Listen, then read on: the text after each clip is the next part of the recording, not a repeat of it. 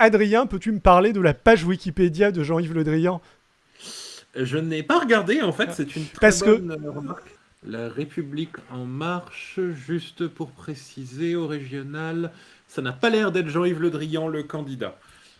Alors, suite à quelques assauts de militants et de communicants, la campagne des régionales a déjà commencé, s'enquiert Goguenard, Chip, dans l'historique de la page Wikipédia de Valérie Pécresse.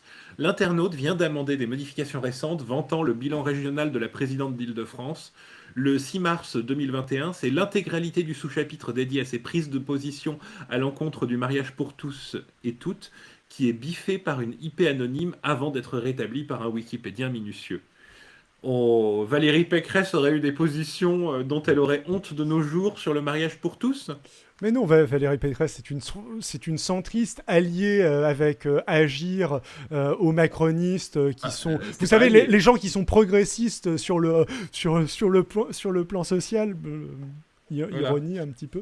Enfin, Oui, bah, ce joli glissement, il ouais. faut faire oublier un peu le passé. C'est terrible, Wikipédia. Bon, donc, ce qu'ils expliquent, c'est que sur 75 têtes de liste déclarées, il y en a 48 qui disposent d'une fiche Wikipédia, dont 16 censurées ou vandalisées ou étoffées par des petites mailles logieuses. Euh, Militants et communicants, ils voient l'occasion de dresser l'hagiographie de leurs candidats. Pour d'autres, c'est un exutoire pour discréditer leurs adversaires. Bref, il y a des agences de com, des militants, des potes qui se livrent une petite guéguerre sur Wikipédia et c'est assez savoureux, on va dire. Alors, je te mets à la Oui. partie suivante que Donc, tu as vue. on arrive sur Laurent Saint-Martin, le représentant de la République en marche en Île-de-France, pour un obscur inconnu, parce que visiblement personne parmi les têtes connues de la Macronie n'a eu envie d'aller au casse-pipe face à une sortante populaire et à des opposants déjà bien ancrés. Et donc, sur la page de ce monsieur, on a vu apparaître des trucs complètement absurdes pour remplir la part des éloges. Donc, il y a un mystérieux commentateur wikipédien appelé Jules Romer qui va rajouter sans description, sans source tellement, 12 209 signes à la page du candidat. L'intéressé les justifie par l'importance du travail législatif du député. Le rapport sur la concrétisation des lois est un rapport très important pour le monde du droit. Il est très important qu'il soit mentionné dans la biographie de Laurent Saint-Martin, au même titre que son activité budgétaire. Éric Bovin, du coup, répond toujours le même problème, source primaire. Donc, en gros, juste, ça va pas pour Wikipédia de mettre une Alors, source. C'est le député qui parle de lui-même et détournement de source. On fait dire à une source secondaire ce qu'elle ne dit pas. Si les donc, travaux en question sont si importants que ça, vous devriez trouver des sources secondaires à ce sujet. Merci en tout cas de ne pas passer en euh, force. une source primaire, c'est directement le livre de l'auteur. Ça veut dire que sur Wikipédia, si jamais tu parles des œuvres de Voltaire, tu ne cites pas directement un texte de Voltaire. Tu cites un scientifique, un journaliste ou Monsieur Dupont, mais généralement tu vas vers soit des sources universitaires, soit des journalistes. Je ne pense pas que tu puisses citer Monsieur Dupont en vrai, qui interprète le texte en question. Ça, Il ça fit une permet synthèse. de ça permet de faire un filtre. En fait, le fait de n'accepter que des sources secondaires permet de faire un filtre sur ce qui peut passer sur Wikipédia et permet en gros d'augmenter la qualité de ce qui s'y retrouve, justement pour éviter que Bob crée sa théorie et puis après crée l'article Wikipédia qui fait référence à la théorie qu'il vient d'écrire. Non, il faut qu'il y ait quelqu'un d'autre, un journaliste, un universitaire, qui parle de la théorie de Bob pour que ça mérite de rentrer dans une encyclopédie. Mais ça pose aussi des soucis. Moi, j'ai des potes qui ont réécrit en partie des articles de philo et qui avaient envie de citer je sais pas, oui, ils parlent de la page de Voltaire et il a envie de citer Voltaire et c'est assez logique puisqu'il a lu Voltaire et que Voltaire est mort depuis longtemps et que je sais pas, il n'y avait pas de cotation sur la page en question et c'est plus compliqué de temps en temps de trouver des sources secondaires quand tu connais la source primaire et quand la source primaire est très très connue. Mais ce n'est pas accepté par Wikipédia et c'est exactement pour ça que ce n'est pas accepté. Je voulais faire cette petite explication, cette petite digression. Voilà. Mais parlons plutôt d'Isabelle Le Callennec. Donc là, on retourne en Bretagne. Donc la candidate chez Jean-Yves Le Drian. Dans le territoire de Jean-Yves Le Drian. La candidate Les Républicains. La candidate a-t-elle essayé de cacher ses liens avec la Manif pour tous, ses engagements contre le mariage pour tous et toutes ses prises de position contre le droit à l'IVG? Le 26 février 2021, le sous-chapitre de sa page Wikipédia dédié aux questions sociétales a connu une curieuse purge. 2 phrases sont ôtées du texte. Isabelle Le Callennec s'oppose en 2013 à l'institution du mariage homosexuel, apportant un soutien à la manifestation du 13 janvier organisée par la Manif pour tous. En avril 2014, avec Marc Le Fur, elle est une des quelques députés UMP à avoir signé l'amendement demandant que l'interruption volontaire de grossesse ne soit plus un acte remboursé par la sécurité sociale. Un paragraphe plus flatteur vient combler le vide. En 2016-2017, Isabelle Le Callennec préside à l'Assemblée nationale le groupe de travail prématuré et nouveau-né vulnérable.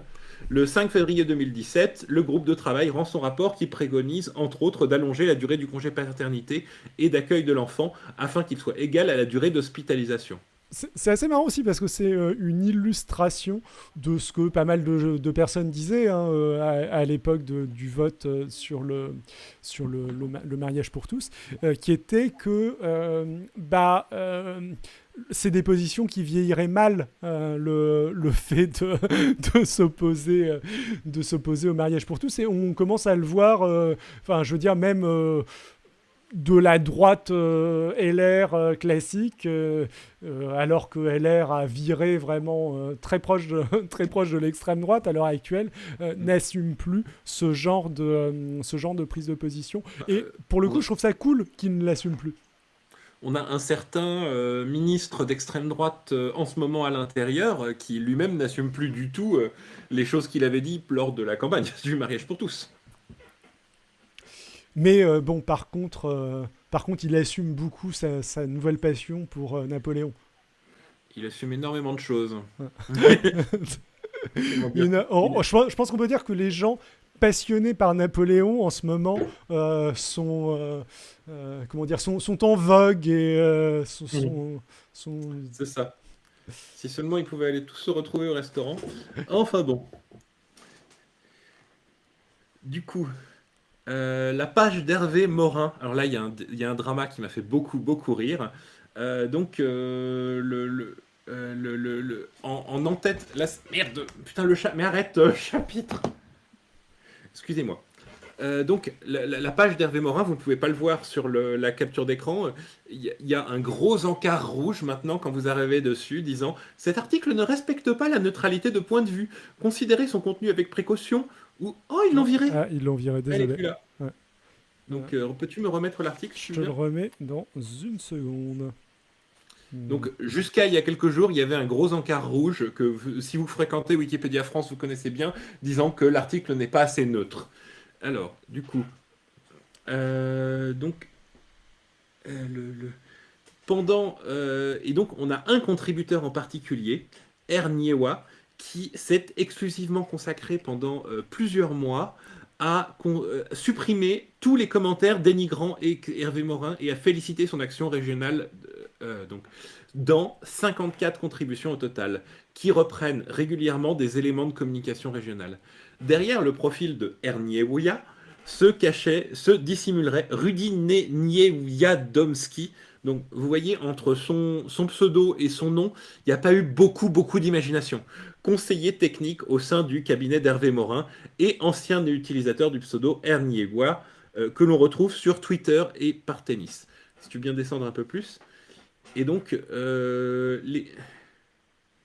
les Wikipédiens interloqués, on peut aller le voir dans la page discussion, l'interpelle, cet article devient vraiment n'importe quoi, je viens de supprimer les paragraphes, j'ai vérifié le reste de la section, l'ensemble des éléments évoqués le sont avec des sources citant Hervé Morin. C'est-à-dire, en gros, Des sources de primaires, dire, quoi. de ne faire que répéter de la communication au lieu de faire une synthèse. On peut aller regarder peut-être. Je sais pas s'il y a. Bah, Ouais. ce serait intéressant, mais Alors, non, mais alors, par contre, on peut le. Ce qui est assez marrant. euh, je me souviens de la polémique sur euh, le, le fait qu'il ait assisté au débarquement de Normandie de 1944, enfin, ce qui est bien évidemment faux, mais bon, bref. Ouais, je me souviens de ça. Bon, on va revenir. Je vois pas directement le. Je vois une controverse, mais c'est pas la dernière. Donc. Euh, Alors, une autre petite pépite, c'est Jean-Paul Garot, le candidat d'extrême droite, qui a été victime d'une réécriture de l'histoire en Occitanie. Donc, je lis toujours en Occitanie, le candidat du Rassemblement national, Jean-Paul Garot, est la cible d'une intrigante réécriture de l'histoire. Un internaute a tenté de faire oublier qu'en 2017, à leur soutien les Républicains à François Fillon, il se prononce contre une alliance avec le Front National et assure avoir toujours dit et redit que la droite populaire n'était pas une passerelle vers le Front National, mais était une digue contre le Front National. Il y en a des tonnes qui ont... méfiez-vous des mecs LR qui ont de grandes discussions, de grandes tirades disant qu'ils sont le dernier rempart contre le Front National et que ah bah, l'alliance avec le FN jamais. C'est on va dire qu'il a fait rempart de son corps. Il a offert son corps pour arrêter la crue. Il est devenu un pont après avoir été une digue. ouais. Enfin, ceci dit, je sais pas s'il a jamais été une digue. En fait, c'est Bah, il a peut-être. prononcé, il a parlé d'être une digue et il était en fait un pont. Parce qu'en C'est vrai, pas- il y a eu un petit changement. euh, Parce que, à mon avis, ce genre de déclaration, ça vise plus à justifier ça vise juste à justifier des positions très à droite, en fait. Oui, tout Tandis à fait. que l'époque médecin, etc., c'est pas médecin, c'est un ministre de Chirac qui est passé au FN, dont j'oublie le nom, qui avait des grandes déclarations sur l'alliance avec le FN, jamais. Je pense que ça, c'était une vraie stratégie à l'époque. C'est-à-dire que c'est des gens de droite qui ont changé de stratégie et bon, qui idéologiquement apparemment étaient assez compatibles avec le Front National. Tandis que là, c'est plus un mec, euh, un mec de droite extrême, on va dire, qui justifie son positionnement électoral en disant mais si, votez pour moi et qui cible, enfin, c'est de la stratégie à deux niveaux différents, quoi. Il y en a un, c'est une stratégie personnelle. Dans l'autre cas, c'était quand même une stratégie de parti, je pense. C'est-à-dire que enfin, Bah, bon.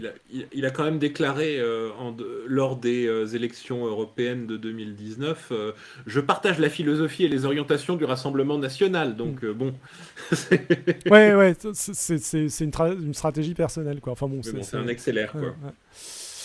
Exactement. Et enfin, il va sans doute y en avoir de plus en plus. Je sais pas si tu avais surligné d'autres choses ici. Ah oui. Je vous conseille de lire tout cet article, hein. On passe un peu rapidement parce Ouais. qu'il y a beaucoup, beaucoup de dramas. On va pas tous vous les faire, mais donc quelque chose qui m'a fait beaucoup rire aussi.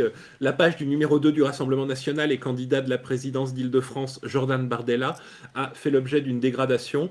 Un esprit chagrin derrière une adresse IP localisée à Paris, le 24. Tu veux bien me Ah laisser oui, le pardon. texte? Non, je pensais que tu étais sur un autre texte. Du coup, je A remontais. écrit le 24 janvier dans sa biographie, il est considéré en France comme le nouvel Hitler. Il fait donc très peur. Ça, on se doute que c'est quelque chose de totalement objectif. Clémentine Autain, investie LFI pour conquérir l'Île-de-France elle aussi, a été ciblée par des rumeurs variées. Ainsi, le 29 décembre, l'usager Herbium Maolabo, bon, je m'excuse d'avoir écorché ton nom, Herbium Molabo, rédigeait coup sur coup d'un ton aigre. Fin 2020, une rumeur circule sur la supposée scolarisation de ses enfants dans la très chic école privée catholique Lubeck du 16e arrondissement. Cette rumeur est bien sûr à fonder car une députée de Seine-Saint-Denis ne peut pas habiter dans cet arrondissement. Wink wink. Ça, c'est du tellement bon drama interne à la France insoumise. Pas forcément, c'est peut-être aussi, c'est peut-être aussi quelqu'un de pas de la France insoumise qui veut, quelqu'un de droite qui veut nuire à Clémentine Autain, je pense. Mais Disons que ouais, bah, c'est des rumeurs qui sortent pour les élections. Le- Mais ce qui est intéressant, c'est que en fait, le caviardage de pages Wikipédia, ce n'est pas seulement le fait de députés qui vont, d'élus qui vont payer une agence de com ou le faire eux-mêmes pour améliorer leur fiche Wikipédia, c'est aussi le fait de défoncer la page Wikipédia du concurrent, que ce soit un concurrent interne ou un concurrent d'un autre parti. Mm. Eh bien voilà, on arrive à la fin de cet article qui est fort savoureux, fort marrant. Je vous invite à le lire. C'est donc sur Numérama et ça s'appelle Comment les politiques caviardent leur page Wikipédia en amont des élections régionales. On n'a pas tout lu. Il y a encore d'autres choses, même si on vous a donné les meilleures feuilles, on va dire, ou les meilleurs meilleurs, même pas, il y en a paragraphes. peut-être qui vous paieront plus. Hein.